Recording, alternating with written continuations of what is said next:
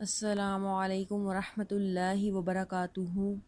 الحمد للہ رب العالمین والصلاة والسلام علی سید الانبیاء والمرسلین سیدنا کریم صلی اللہ تعالی علیہ وآلہ وسلم۔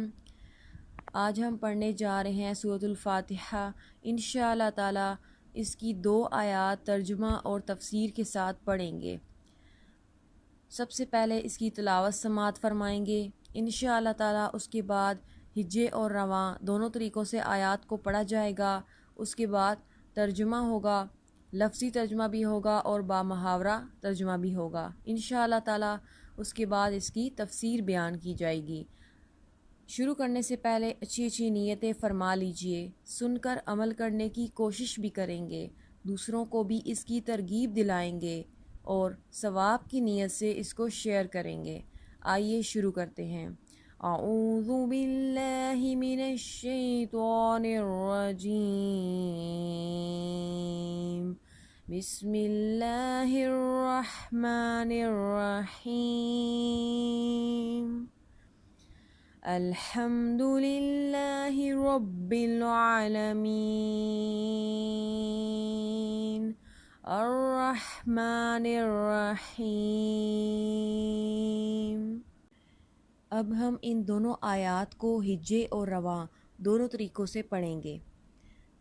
حمزہ زبر لام، الحامیم، ہم دال پیش دو، الحمد، لام زیر لام، لل، لام کھڑی زبر لا، ہا زیر ہی، للہ، را زبر با، رب، با زیر لام، بل، رب بل، عین کھڑی زبر آ، لام زبر لا، میم زیر یا، می، نون زبر نا، رب العالمین، الحمد للہ رب العالمین۔ اس میں جو قواعد ہیں، کھڑی حرکات کو 1 الف کی مقدار کے برابر یعنی کہ 2 حرکات کے برابر لمبا کر کے پڑھیں گے۔ با مشدد ہے، یہ حروف قلقلہ میں سے ہے، اس کو جماؤ کے ساتھ پڑھیں گے۔ رب العالمین، یا ساکن سے پہلے زیر ہے تو یہ یائے مدہ ہوگا، تو اس کو بھی تھوڑا سا لمبا کر کے پڑھیں گے۔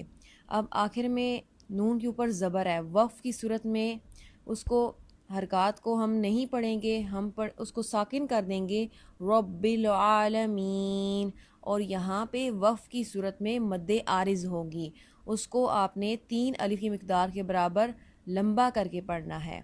الحمد للہ رب العالمین، الرحمن الرحیم، ہم زبر را، را زبر حا، راہ، میم کھڑی زبر ما، نون زیر را، نر، را زبر را، حا زیر یا، ہی، میم زیر می، الرحمن الرحیم۔ اس میں بھی کھڑی حرکات کو 1 الف کی مقدار کے برابر لمبا کر کے پڑھیں گے، اور یا ساکن سے پہلے زیر ہے تو یائے مدہ ہوگا، وقف کی صورت میں یہاں پر مد عارض ہوگی۔ اب اس کا ترجمہ پڑھیں گے۔ الحمد، سب تعریفیں، للہ، اللہ کے لیے، رب، مرتبہ کمال تک پہنچانے والا، عالمین، سارے جہانوں کا، سب تعریفیں اللہ کے لیے جو مرتبہ کمال تک پہنچانے والا ہے سارے جہانوں کا، الرحمن، بہت ہی مہربان، الرحیم، ہمیشہ رحم فرمانے والا، بہت ہی مہربان، ہمیشہ رحم فرمانے والا۔ آئیے ان دونوں آیات کی تفسیر پڑھتے ہیں۔ آیت نمبر 1، الحمد للہ رب العالمین، الحمد للہ، سب تعریفیں اللہ کے لیے ہیں، یعنی ہر طرح کی حمد اور تعریف کا مستحق اللہ تعالیٰ ہے، کیونکہ اللہ تعالیٰ کمال کی تمام صفات کا جامع ہے۔ حمد اور شکر کی تعریف۔ حمد کا معنی ہے کسی کی اختیاری خوبیوں کی بنا پر اس کی تعریف کرنا، اور شکر کی تعریف یہ ہے کہ کسی کے احسان کے مقابلے میں زبان، دل یا اعضاء سے اس کی تعظیم کرنا، اور ہم چونکہ اللہ عز و جل کی حمد عام طور پر اس کے احسانات کے پیش نظر کرتے ہیں، اس لیے ہماری یہ حمد شکر بھی ہوتی ہے۔ اللہ تعالیٰ کی حمد و ثنا کرنے کے فضائل۔ احادیث میں بھی اللہ تعالیٰ کی حمد و ثنا کرنے کے بہت فضائل بیان کیے گئے ہیں۔ ان میں سے 3 فضائل درج ذیل ہیں۔ حضرت انس بن مالک رضی اللہ تعالی عنہ سے روایت ہے، نبی اکرم صلی اللہ تعالی علیہ وآلہ وسلم نے ارشاد فرمایا، اللہ تعالیٰ بندے کی اس بات سے خوش ہوتا ہے کہ وہ کچھ کھائے تو اللہ تعالیٰ کی حمد کرے اور کچھ پیے تو اللہ تعالیٰ کی حمد کرے۔ حضرت جابر بن عبداللہ رضی اللہ تعالی عنہ سے روایت ہے، حضور پر نور صلی اللہ تعالی علیہ وآلہ وسلم نے ارشاد فرمایا، سب سے افضل ذکر لا الہ الا اللہ ہے اور سب سے افضل دعا الحمدللہ ہے۔ حضرت انس بن مالک رضی اللہ تعالی عنہ سے روایت ہے، حضور اقدس صلی اللہ تعالی علیہ وآلہ وسلم نے ارشاد فرمایا، جب اللہ تعالیٰ اپنے بندے پر کوئی نعمت نازل فرماتا ہے اور وہ نعمت ملنے پر الحمدللہ کہتا ہے تو یہ حمد اللہ تعالیٰ کے نزدیک اس دی گئی نعمت سے زیادہ افضل ہے۔ حمد سے متعلق شرعی حکم۔ خطبے میں حمد واجب، کھانے کے بعد مستحب، چھینک آنے کے بعد سنت، حرام کام کے بعد حرام اور بعض صورتوں میں کفر ہے۔ للہ، اللہ کے لیے۔ اللہ اس ذات اعلیٰ کا عظمت والا نام ہے جو تمام کمال والی صفتوں کی جامع ہے، اور بعض مفسرین نے اس لفظ کے معنی بھی بیان کیے ہیں، جیسے اس کا ایک معنی ہے عبادت کا مستحق، دوسرا معنی ہے وہ ذات جس کی معرفت میں عقلیں حیران ہیں، تیسرا معنی ہے وہ ذات جس کی بارگاہ میں سکون حاصل ہوتا ہے، اور چوتھا معنی ہے وہ ذات کہ مصیبت کے وقت جس کی پناہ تلاش کی جائے۔ رب العالمین، جو سارے جہان والوں کا مالک ہے۔ لفظ رب کے کئی معنی ہیں، جیسے سید، مالک، معبود، ثابت، مصلح اور بتدریج مرتبہ کمال تک پہنچانے والا۔ اور اللہ تعالیٰ کے علاوہ ہر موجود چیز کو عالم کہتے ہیں اور اس میں تمام مخلوقات داخل ہیں۔ آیت نمبر 2، الرحمن الرحیم۔ الرحمن بہت مہربان۔ رحمان اور رحیم اللہ تعالیٰ کے 2 صفاتی نام ہیں۔ رحمان کا معنی ہے نعمتیں عطا کرنے والی وہ ذات جو بہت زیادہ رحمت فرمائے، اور رحیم کا معنی ہے بہت رحمت فرمانے والا۔ یاد رہے کہ حقیقی طور پر نعمت عطا فرمانے والی ذات اللہ تعالیٰ کی ہے، کہ وہی تنہا ذات ہے جو اپنی رحمت کا بدلہ طلب نہیں فرماتی۔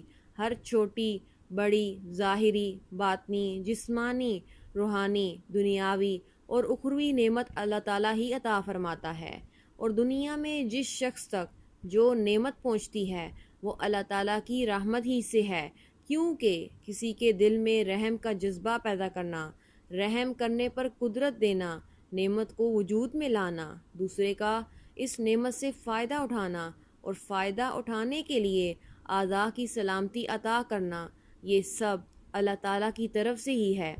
اللہ تعالیٰ کی وسیع رحمت دیکھ کر گناہوں پر بے باک نہیں ہونا چاہیے۔ ابو عبداللہ محمد بن احمد کرتبی رحمۃ اللہ تعالی علیہ فرماتے ہیں، اللہ تعالیٰ نے رب العالمین کے بعد اپنے 2 اوصاف رحمان اور رحیم بیان فرمائے۔ اس کی وجہ یہ ہے کہ جب اللہ تعالیٰ نے فرمایا کہ وہ رب العالمین ہے تو اس سے سننے اور پڑھنے والے کے دل میں اللہ تعالیٰ کی عظمت کی وجہ سے اس کا خوف پیدا ہوا، تو اس کے ساتھ ہی اللہ تعالیٰ کے 2 اوصاف رحمان اور رحیم ذکر کر دیے گئے، جن کے ضمن میں اللہ تعالیٰ کی اطاعت کرنے کی ترغیب ہے۔ یوں ترغیب اور ترغیب دونوں کا بیان ہو گیا تاکہ بندہ اللہ تعالیٰ کی اطاعت کرنے کی طرف اچھی طرح راغب ہو اور اس کی نافرمانی کرنے سے رکنے کی خوب کوشش کرے۔ قرآن مجید میں اور مقامات پر اللہ تعالیٰ کی رحمت اور اس کے عذاب دونوں کو واضح طور پر ایک ساتھ ذکر کیا گیا ہے۔ چنانچہ اللہ تعالیٰ ارشاد فرماتا ہے، نبی عبادی انی انا الغفور الرحیم وان عذابی هو العذاب العلیم۔ ترجمہ، میرے بندوں کو خبر دو کہ بے شک میں ہی بخشنے والا مہربان ہوں اور بے شک میرا ہی عذاب دردناک عذاب ہے۔ اور ارشاد فرمایا، غافر الذنب وقابل التوب شدید العقاب۔ شدید العقاب ذی الطول لا الہ الا ہو الیہ المصیر۔ ترجمہ: گناہ بخشنے والا اور توبہ قبول کرنے والا، سخت عذاب دینے والا، بڑے انعام عطا فرمانے والا ہے، اس کے سوا کوئی معبود نہیں، اسی کی طرف پھرنا ہے۔ نیز حضرت ابو ہریرہ رضی اللہ تعالی عنہ سے روایت ہے، رسول اللہ صلی اللہ تعالی علیہ وآلہ وسلم نے ارشاد فرمایا، اگر مومن جان لیتا کہ اللہ تعالیٰ کے پاس کتنا عذاب ہے تو کبھی بھی اس کی جنت کی امید نہ رکھتا، اور اگر کافر جان لیتا کہ اللہ تعالیٰ کے پاس کتنی رحمت ہے تو اس کی جنت سے کوئی نا امید نہ ہوتا۔ لہٰذا ہر مسلمان کو چاہیے کہ وہ امید اور خوف کے درمیان رہے اور اللہ تعالیٰ کی رحمت کی وسعت دیکھ کر گناہوں پر بے باک نہ ہو، اور نہ ہی اللہ تعالیٰ کے عذاب کی شدت دیکھ کر اس کی رحمت سے مایوس ہو۔ کسی کو رحمان اور رحیم کہنے کے بارے میں شرعی حکم: اللہ تعالیٰ کے علاوہ کسی اور کو رحمان کہنا جائز نہیں، جبکہ رحیم کہا جا سکتا ہے، جیسے قرآن مجید میں اللہ تعالیٰ نے اپنے حبیب صلی اللہ تعالی علیہ وآلہ وسلم کو بھی رحیم فرمایا ہے، چنانچہ ارشاد باری تعالیٰ ہے، لَقَدْ جَاءَكُمْ رَسُولٌ مِّنْ أَنفُسِكُمْ عَزِيزٌ عَلَيْهِ مَا عَنِتُّمْ حَرِيصٌ عَلَيْكُمْ بِالْمُؤْمِنِينَ رَءُوفٌ رَحِيمٌ۔ ترجمہ: بے شک تمہارے پاس تم میں سے وہ عظیم رسول تشریف لے آئے جن پر تمہارا مشقت میں پڑنا بہت باری گزرتا ہے، وہ تمہاری بھلائی کے نہایت چاہنے والے، مسلمانوں پر بہت مہربان، رحمت فرمانے والے ہیں۔ اللہ تعالی ہم سب کو عمل کرنے کی توفیق عطا فرمائے، آمین ثم آمین۔